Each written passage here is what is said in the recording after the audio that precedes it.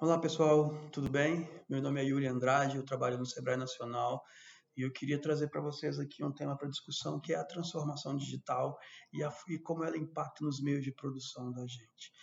Esse aspecto, essa discussão é uma discussão ainda muito, apesar de termos um certo tempo que ela vem ganhando espaço nas organizações, ela ainda está de certa forma incipiente e merece um pouco a gente discutir sobre isso, né?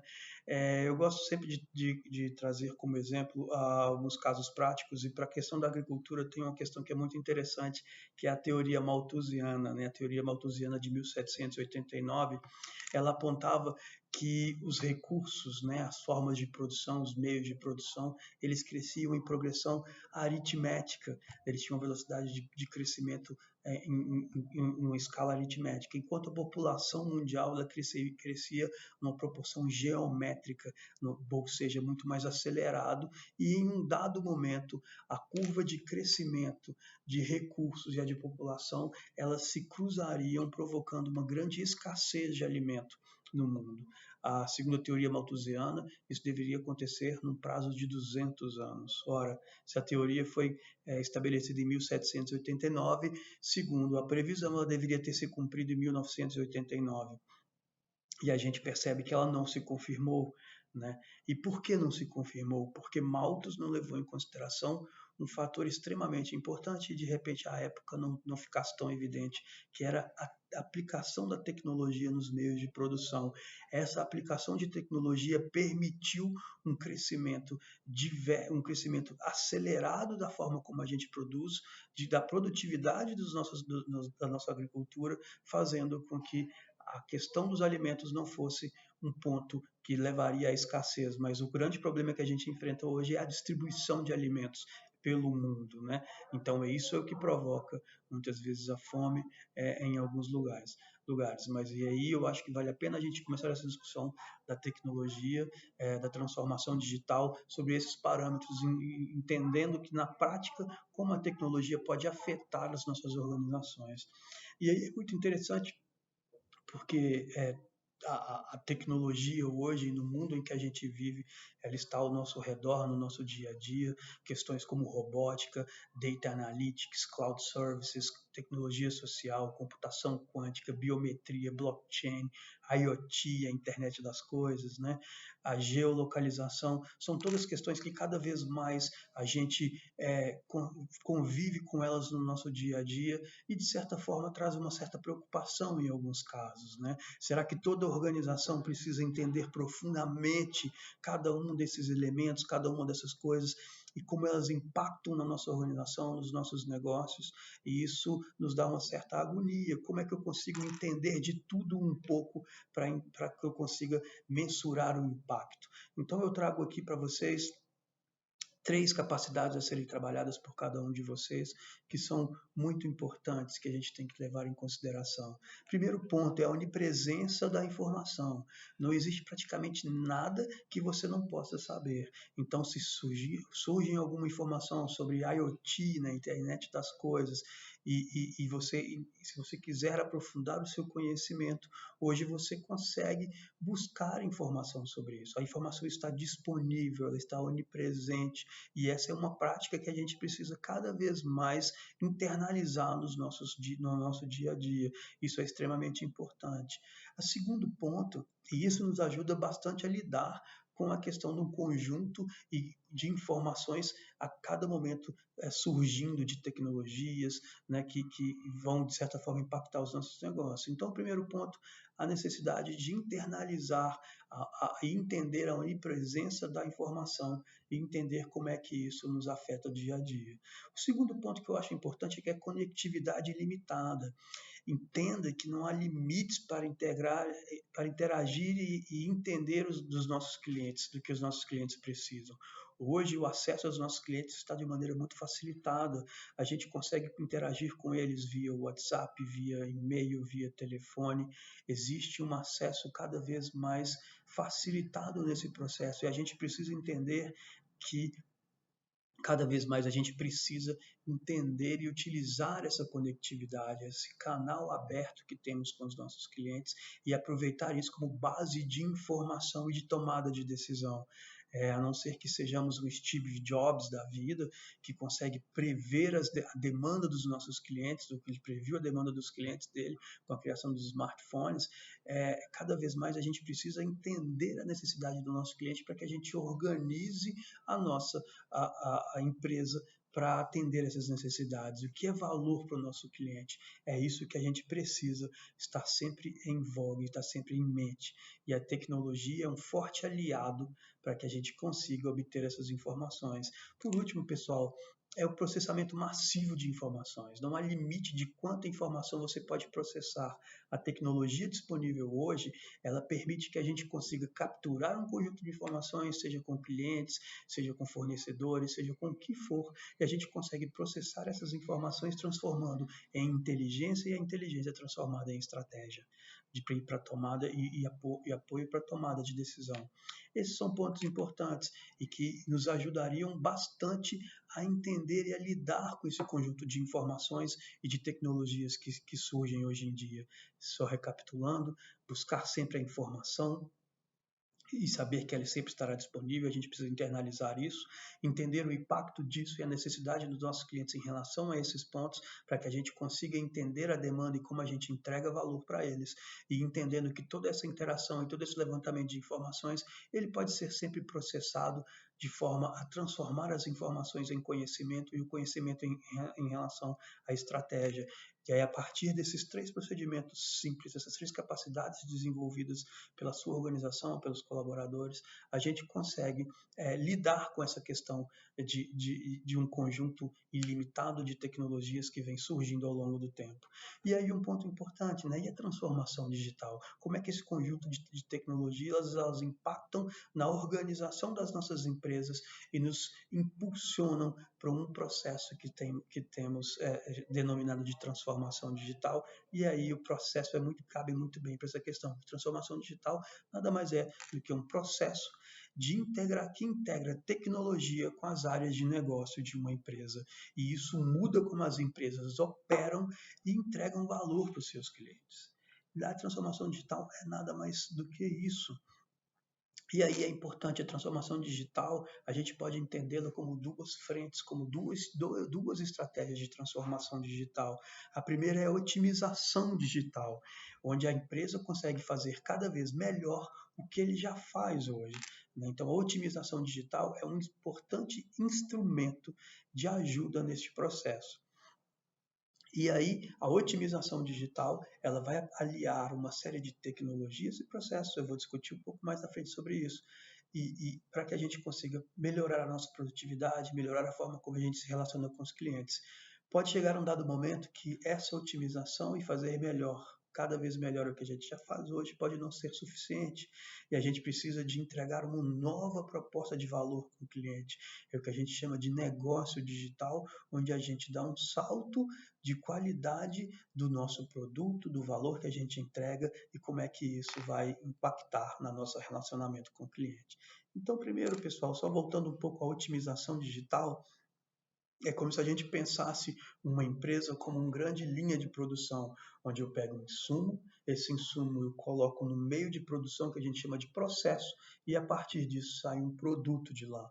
Se a gente pensar, por exemplo, uma plantação, os insumos seriam os alimentos, seriam os defensivos agrícolas,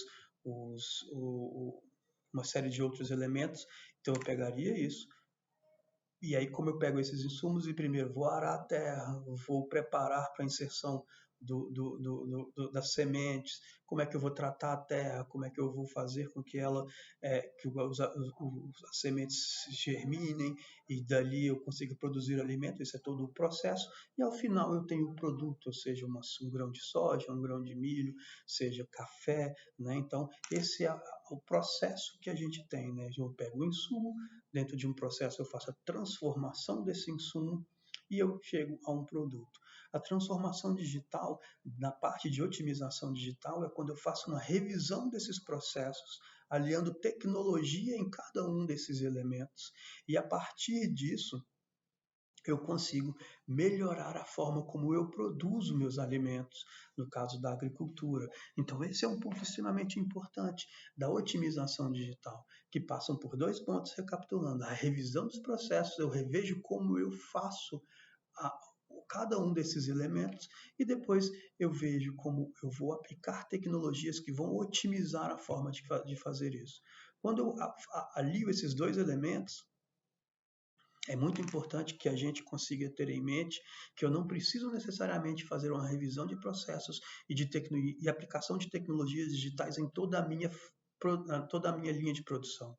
Eu preciso fazer, antes de mais nada, definir os processos críticos para que eu consiga atuar onde realmente há impacto na minha produtividade, né? Então, a empresa precisa entender e definir quais são os seus processos críticos e atuar de forma eficiente sobre cada um deles. Como é que eu consigo melhorar isso através de revisão de processos e de tecnologias digitais? E isso vai me permitir, de certa forma, antecipar as demandas do meu cliente, encaminhar as suas demandas de forma eficiente, entregar os produtos e serviços tradicionais, mas de uma forma que não era possível antes de eu aplicar isso. Então, o que é mais importante dentro do seu processo produtivo, no seu processo de relacionamento com o cliente? O que é mais importante que a gente consiga aplicar a tecnologia e uma revisão orientada de processos da organização? Isso tudo, de certa forma, é o que a gente chama também de transformação digital.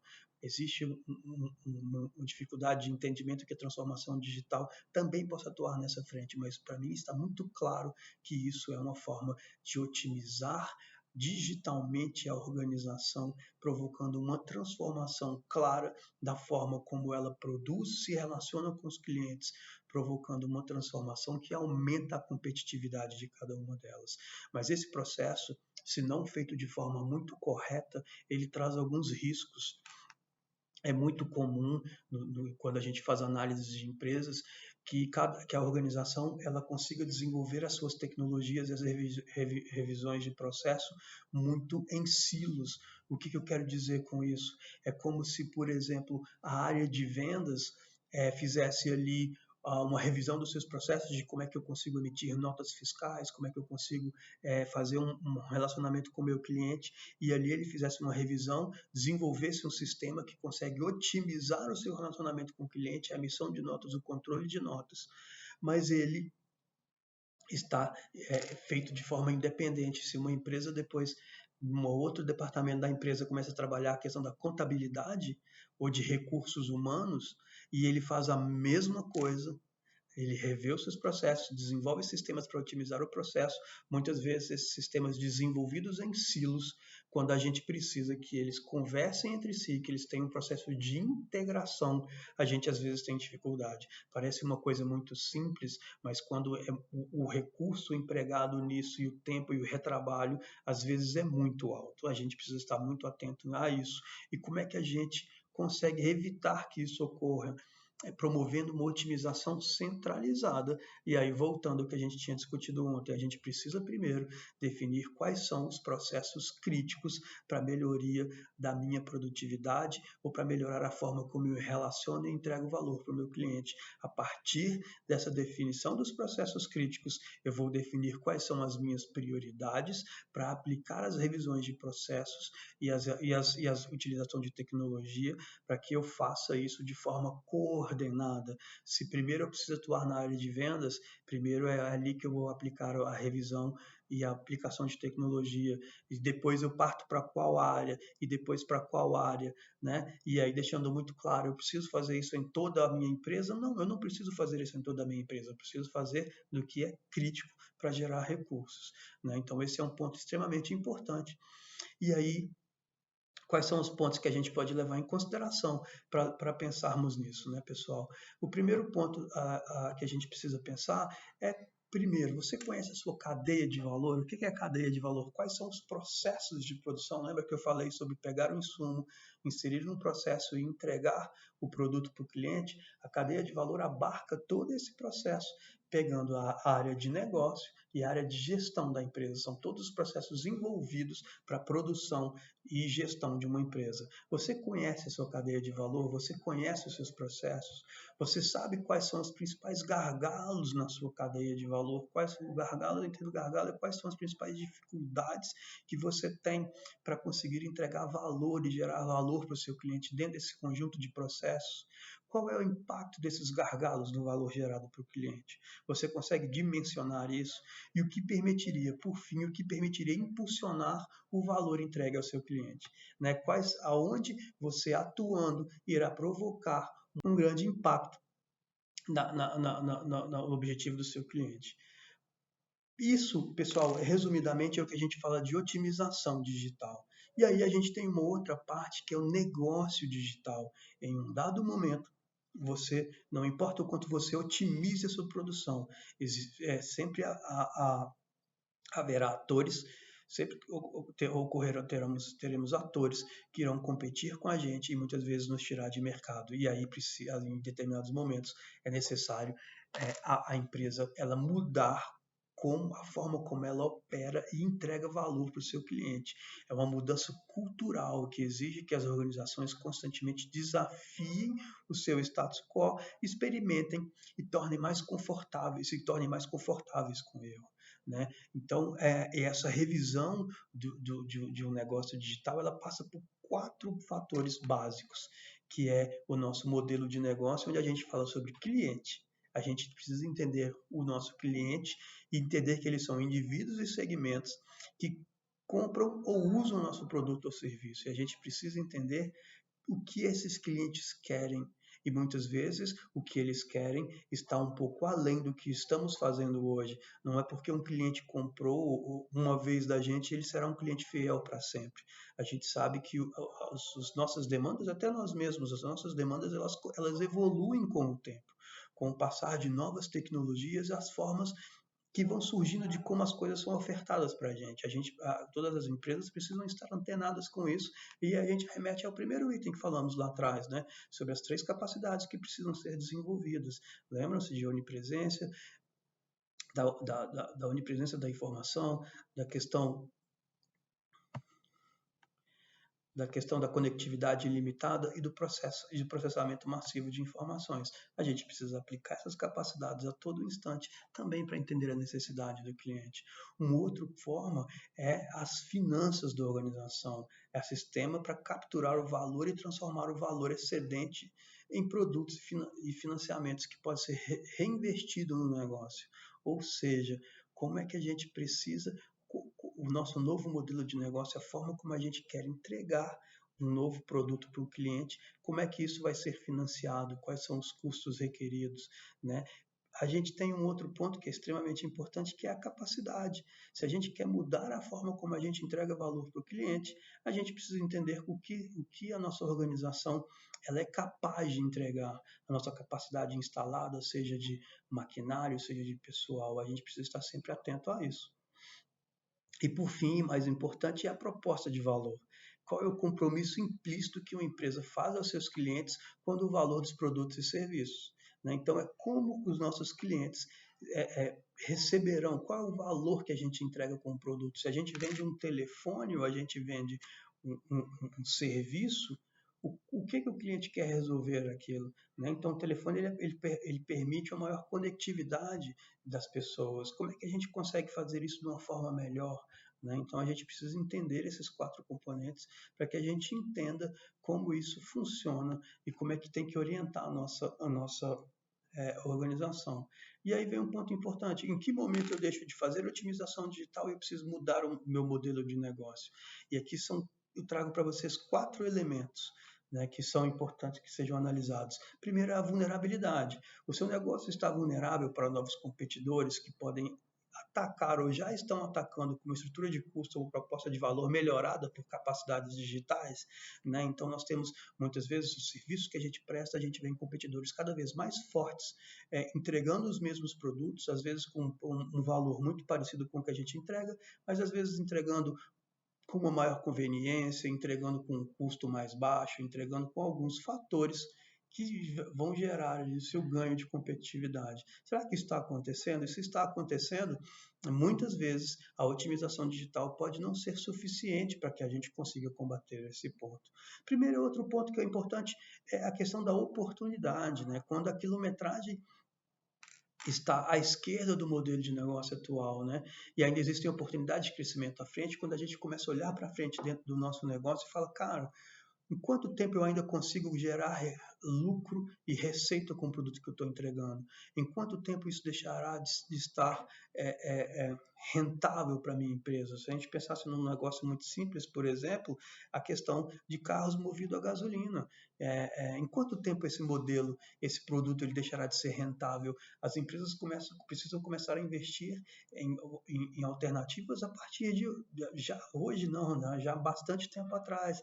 Eles precisavam já começar a pensar quais eram as alternativas, e a gente vê aí cada vez mais carros elétricos surgindo, né? E carros elétricos cada vez com baterias melhores, com autonomia maior, com potência melhor. Então, quando a gente, empresas que não têm de automóvel, por exemplo, que não venham percebendo essa oportunidade, elas podem estar defasadas no futuro e fadadas ao fracasso. Outro ponto importante é a lucratividade, né? Existe uma data de validade para que o seu modelo de negócio deixe de ser lucrativo, né? Então, são questões que precisam ser levadas em consideração. E aqui eu queria trazer para vocês também um pouco a questão da agricultura, né? Como é que tecnologia aplicada à agricultura pode promover uma melhor produtividade. Por exemplo, a gente tem questões de robôs agrícolas, né, que são robôs autônomos capazes de eliminar ervas daninhas resistentes a químicos com laser de alta potência. Então, por exemplo, eu consigo atacar uma determinada plantação para eliminar pragas, por exemplo, de uma maneira que impacta menos no meio ambiente, e eu consigo, às vezes, gastar menos recursos e me trazendo um retorno maior. E aí eu consigo ter um diferencial em relação a outras culturas que usam, por exemplo, defensivos agrícolas com, com maior poder químico de contaminação, né?